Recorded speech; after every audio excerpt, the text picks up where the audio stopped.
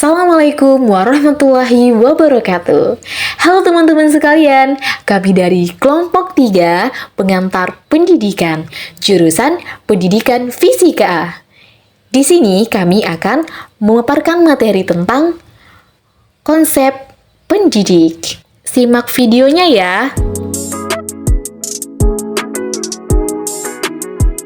Adapun yang melatar belakangi tentang konsep pendidik, yaitu di mana dalam dunia pendidikan tidak terlepas dari istilah pendidik.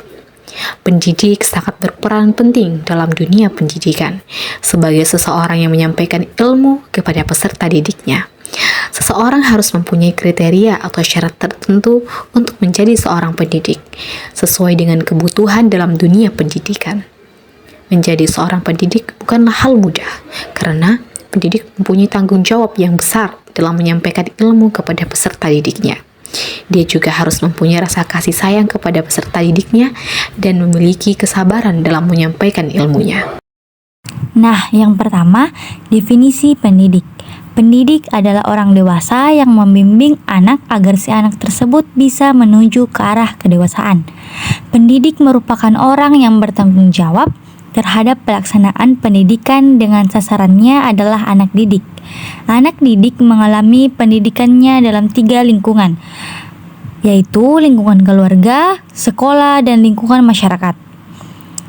Pendidik adalah tenaga kependidikan yang berkualifikasi sebagai guru, dosen, konselor, pemong belajar, tutor, instruktur, fasilitator, dan sebutan lain yang sesuai dengan kekhususannya, serta berpartisipasi dalam menyelenggarakan pendidikan. Guru adalah pendidik profesional, karenanya secara implisit ia telah merelakan dirinya menerima dan memikul sebagian tanggung jawab pendidikan yang terpikul di pundak para orang tua. Mereka ini tatkala menyerahkan anaknya ke sekolah, sekaligus berarti pelimpahan sebagian tanggung jawab pendidikan anaknya kepada guru. Hal itu pun menunjukkan pula bahwa orang tua tidak mungkin menyerahkan anaknya kepada sembarang guru atau sekolah, karena tidak sembarang orang dapat menjadi pendidik. Maka dari itu, seorang pendidik harus memiliki akhlak yang baik, diantaranya mencintai jabatan sebagai guru, bersikap adil terhadap semua peserta didiknya, berlaku sabar dan tenang. Pendidik harus berwibawa, harus gembira, bersifat manusiawi, bekerja sama dengan guru-guru lain, dan bekerja sama dengan masyarakat. Manusia terdidik adalah manusia yang mempunyai kepekaan sosio-transendental. Manusia terdidik tidak merasa nyaman hanya duduk bertengger di menara gading ilmunya. Manusia terdidik selalu berbicara kebenaran atas nama kebenaran, bukan atas nama kekuasaan. Memang tidak ada yang indah jika berbicara tentang idealisme, tapi tidak ada yang lebih indah selain bicara kebenaran. Nah, yang selanjutnya, guru berganti nama menjadi pendidik. Dalam arti khusus, dapat dikatakan bahwa pada setiap diri guru itu terletak tanggung jawab untuk membawa para siswanya pada suatu kedewasaan atau taraf kepantaran tertentu. Dalam hal ini, guru tidak semata-mata sebagai pengajar yang transfer of knowledge, tetapi juga sebagai pendidik yang transfer of values, dan sekaligus sebagai pembimbing yang memberikan pengarahan dan menuntun siswa dalam belajar. Oleh karena itu, kata guru juga lebih menekankan pada profesi seseorang atau pekerjaan seseorang, sedangkan kata pendidik lebih memberikan makna yang luas dalam dunia pendidikan. Bergantinya kata guru menjadi pendidik adalah guna memberikan makna yang mendalam akan tanggung jawab seorang guru sebagai pendidik, bukan sekedar pengajar. Tidak semua guru bisa menjadi pendidik, tapi semua pendidik sudah pasti adalah seorang guru.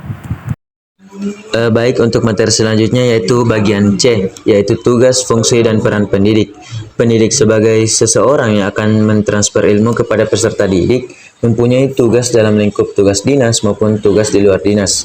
Tugas pendidik secara umum diklasifikasikan ke dalam 3 jenis, yaitu tugas di bidang keprofesian, tugas di bidang kemanusiaan, dan tugas di bidang kemasyarakatan. Baik untuk yang pertama yaitu tugas di bidang keprofesian. Dalam bidang profesi, pendidik bertugas untuk mendidik, melatih, dan mengajar. Mendidik memiliki arti menambahkan nilai-nilai karakter. Kemudian melatih yaitu mengembangkan keterampilan-keterampilan dan potensi diri peserta didik. Sedangkan mengajar adalah proses transfer ilmu pengetahuan dan wawasan kepada peserta didik. Kemudian yang kedua yaitu tugas di bidang kemanusiaan. Tugas pendidik pada bidang kemanusiaan dalam ruang lingkup sekolah adalah sebagai orang tua kedua, menjadi suri teladan dan dekat dengan peserta didik. Pendidik juga bertugas menjembatani peserta didik untuk melakukan prinsip-prinsip kemanusiaan. Kemudian, tugas di bidang kemasyarakatan. Masyarakat memberikan tempat kepada pendidik di tempat yang baik di lingkungan masyarakat. Sebab pendidik diharapkan memberikan ilmu dan teladan dalam bersikap di masyarakat. Pendidik juga bertugas mencerdaskan kehidupan bangsa. Kemudian fungsi dan peran pendidik. Yang pertama yaitu peran pendidik sebagai edukator.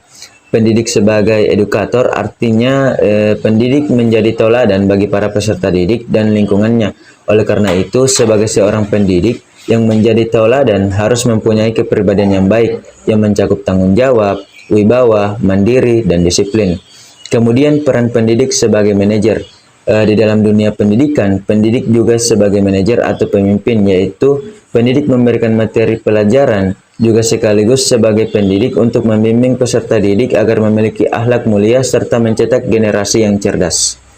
Kemudian peran pendidik sebagai leader atau pemimpin. Pendidik memiliki peran penting sebagai pemimpin pembelajaran untuk mendidik peserta didik dengan kemampuan yang dimiliki dengan memperhatikan pengembangan sikap, pengetahuan, maupun keterampilan. Kemudian peran pendidik sebagai fasilitator. Pendidik sebagai fasilitator, maksudnya guru berperan dalam menyediakan dan memberikan pelayanan terkait fasilitas-fasilitas yang digunakan untuk keberlangsungan proses belajar mengajar agar berjalan dengan baik. Kemudian peran pendidik sebagai administrator. Peran seorang pendidik tidak hanya sebagai pengajar maupun pendidik saja, tetapi juga sebagai administrator. Dalam pelaksanaan proses belajar mengajar perlu diadministrasikan dengan baik. Kemudian peran pendidik sebagai inovator. Pendidik berperan sebagai motivator yang memiliki arti bahwa pendidik memberikan arahan kepada peserta didik untuk meningkatkan kemampuan yang ada pada diri mereka, memberikan semangat dan petunjuk tentang cara belajar yang efektif, memberikan reward berupa hadiah, ucapan selamat, memberikan pujian, maupun lainnya. Kemudian peran pendidik sebagai dinamisator. Fungsi dinamisator pada pendidik harus memiliki pandangan dan usaha untuk membangun karakter peserta didik. Pendidik hendaknya memiliki cara tersendiri untuk membangun karakter peserta didik. Kemudian peran pendidik sebagai evaluator. Pendidik profesional harus mempunyai peran evaluator, yaitu pendidik mampu merancang alat ukur yang terkait dengan afektif, sikap, kognitif, pengetahuan, dan psikomotorik keterampilan. Kemudian peran pendidik sebagai supervisor. Pendidik sebagai supervisor yaitu berperan memberikan bimbingan, pengawasan, dan pengendalian kepada peserta didik untuk terus menambah semangat dan hasil belajar peserta didik. Untuk materi selanjutnya yaitu bagian D, syarat-syarat pendidik. Pendidik adalah seseorang yang memiliki peran penting dalam proses pendidikan. Ia bertugas untuk mengajar dan membimbing peserta didik dalam memahami berbagai ilmu pengetahuan. Pendidik memiliki tanggung jawab yang besar dalam membentuk generasi mendatang melalui pendidikan dan ilmu pengetahuan. Oleh karena itu, mereka harus memiliki syarat-syarat pendidik yang merupakan hal krusial dalam memahami peran dan tanggung jawab seorang pendidik. Semua ini bertujuan agar proses pendidikan berjalan dengan baik dan peserta didik dapat berkembang secara optimal. Berikut adalah beberapa syarat-syarat yang harus dimiliki oleh seorang pendidik yang profesional. Yang pertama yaitu pengetahuan khusus di bidang ilmu tertentu. Seorang pendidik harus memiliki pengetahuan mendalam dalam bidang ilmu tertentu, seperti matematika, bahasa, sains, atau seni, dan lain sebagainya.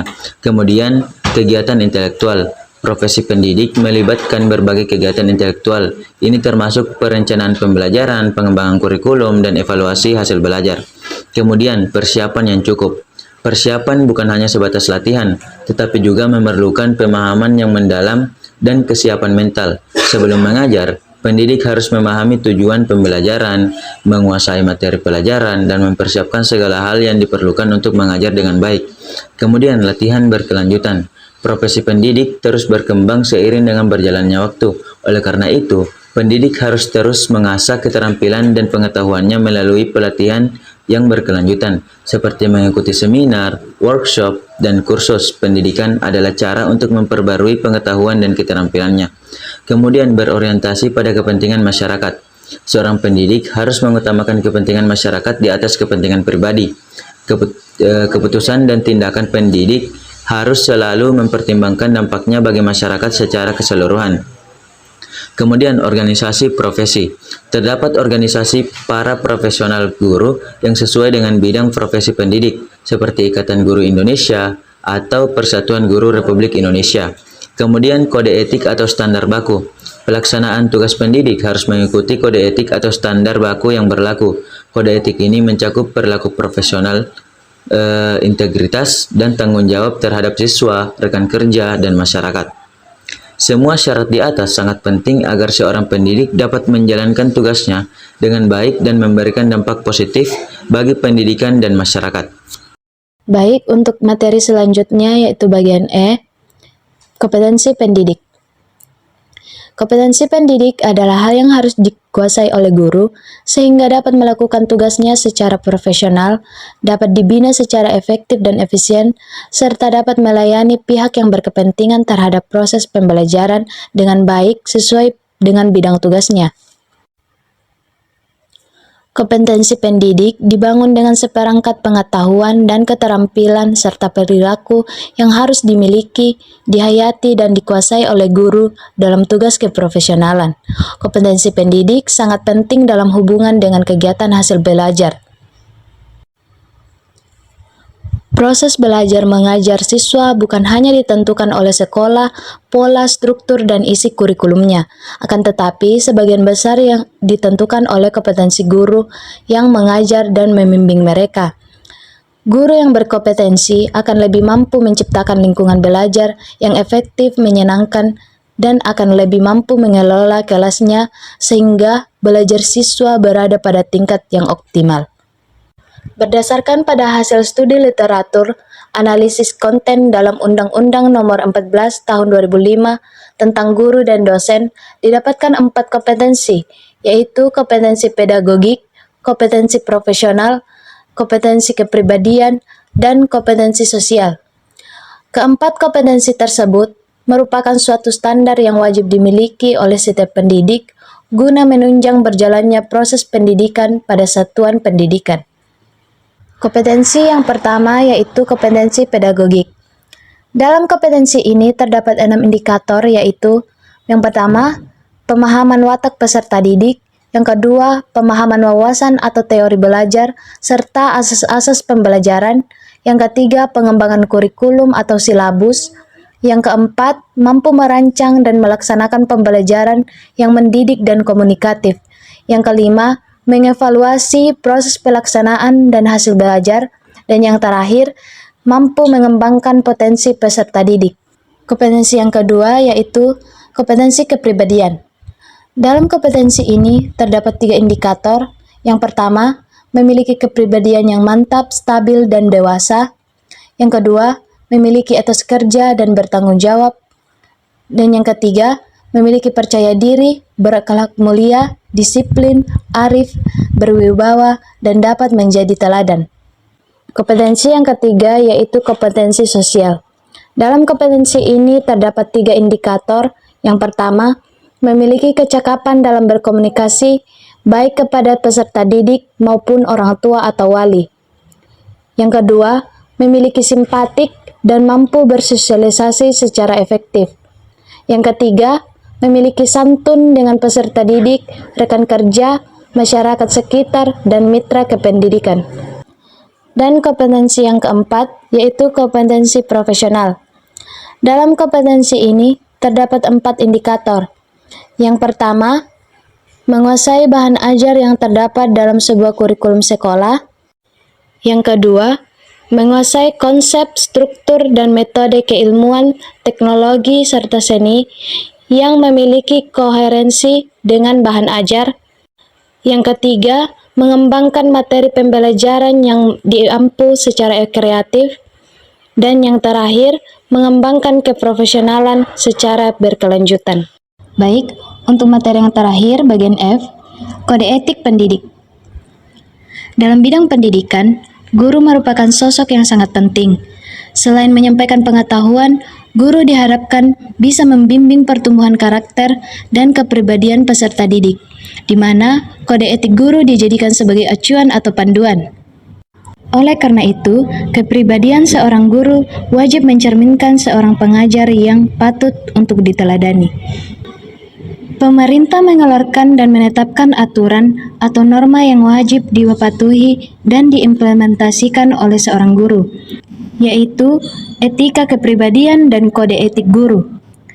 Pemerintah berharap besar para guru di Indonesia dapat memahami dan mengimplementasikan kode etik guru tersebut dengan sebaik-baiknya dan tidak melakukan pelanggaran ataupun penyimpangan. Pada kode etik ini, guru perlu menyadari sepenuhnya bahwa kode etik guru wajib dipedomani atau diterapkan pada perilaku dan sikap yang dimana harus mencerminkan nilai-nilai moral serta etika dalam kedudukan guru sebagai pengajar maupun pendidik agar bisa memenuhi tanggung jawab profesinya. Kode etik suatu profesi terdiri dari aturan yang harus diikuti, dipatuhi, dan dipraktikkan oleh setiap anggota dalam menjalankan tugas dan kehidupan sosial di masyarakat. Norma tersebut meliputi petunjuk bagaimana mereka harus menjalankan profesinya dan batasan tentang apa yang harus dan tidak boleh dilakukan dalam kehidupan sosial sehari-hari dan tugas profesional. Kode etik guru Indonesia terdiri dari dua komponen utama, yaitu yang pertama sebagai landasan moral dan yang kedua menjadi pedoman perilaku. Hal ini dinyatakan dalam pidato pembukaan Kongres PGRI yang ke-13. Ketika guru mematuhi kode etik, maka akan mendorong mereka untuk bertindak sesuai dengan kaidah-kaidah yang dapat diterima.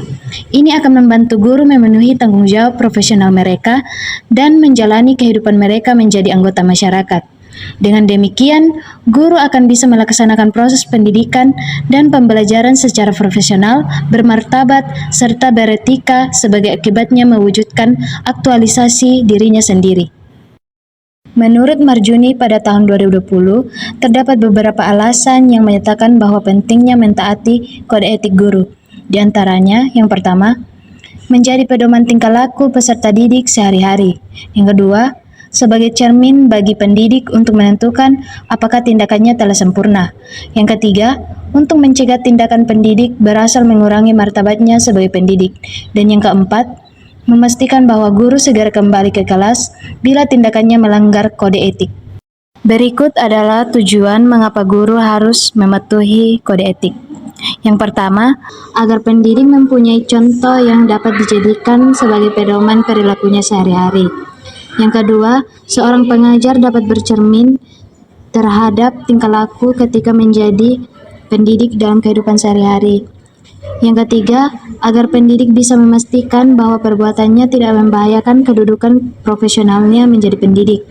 Yang keempat, agar guru dapat kembali secepatnya jika tindakannya selama ini diketahui tidak sesuai dengan standar yang telah diterapkan menjadi kode etik guru.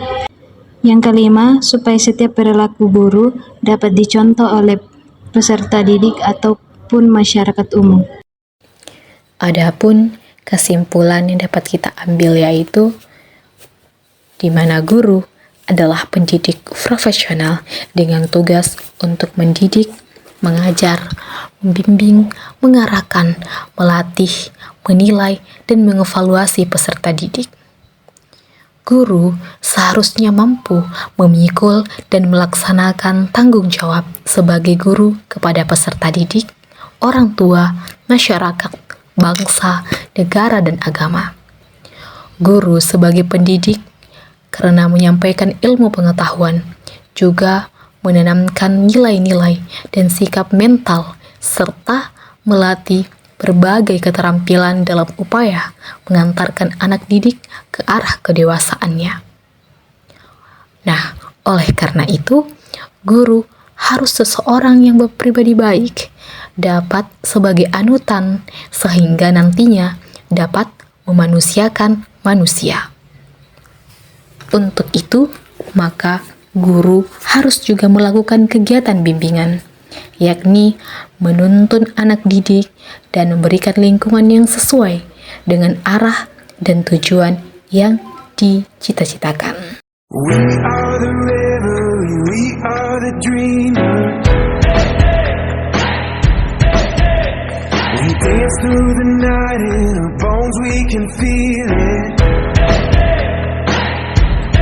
Aiming for the stars against the sky. When we are together,